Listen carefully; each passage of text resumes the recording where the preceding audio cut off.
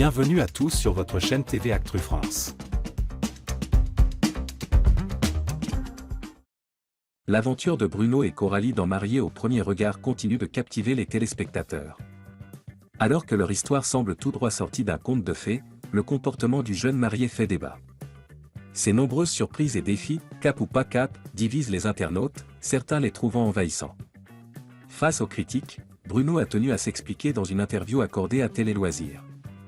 Un mariage à l'aveugle qui fascine les téléspectateurs.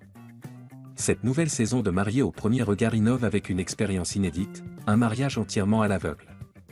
Coralie, infirmière de 37 ans, a accepté de se marier avec Bruno, un entrepreneur de 42 ans, sans jamais l'avoir vu avant le grand jour.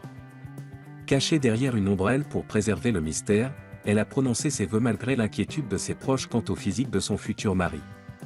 Mais alors que tout semblait se dérouler normalement, l'émission a pris une tournure inattendue.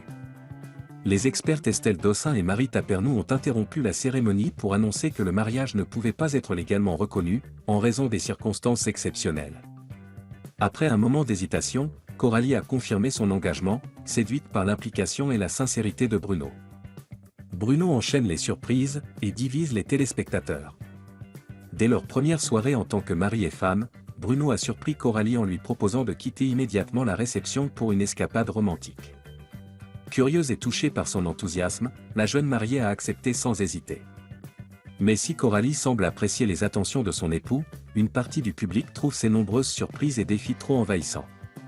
Dans une interview accordée à Télé Loisirs, Bruno a souhaité répondre à ces critiques.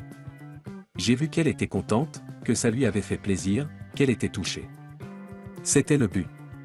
Cela m'a fait très plaisir de découvrir ses émotions. Il explique également que le montage de l'émission ne reflète pas la réalité.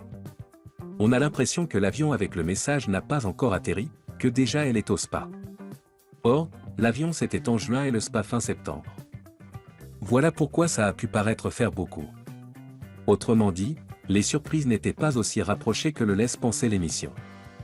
Bruno répond aux critiques, « Je suis tombé de haut ».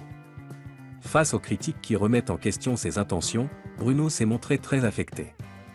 Cela m'a beaucoup perturbé. L'intention sincère que je voulais créer n'avait pas été du tout perçue comme ça. Je suis tombé de haut et j'étais consterné de voir que ces gestes, faits en toute bienveillance, n'ont pas du tout été compris. Au contraire, ça a été diabolisé.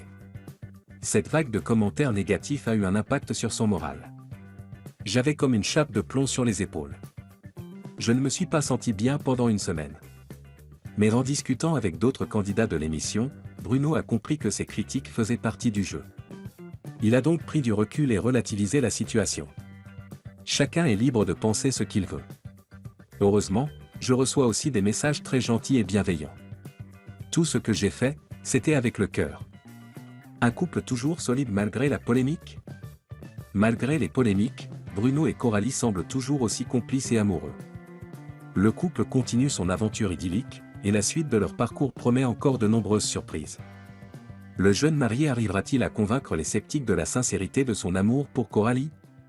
La suite de l'émission nous le dira.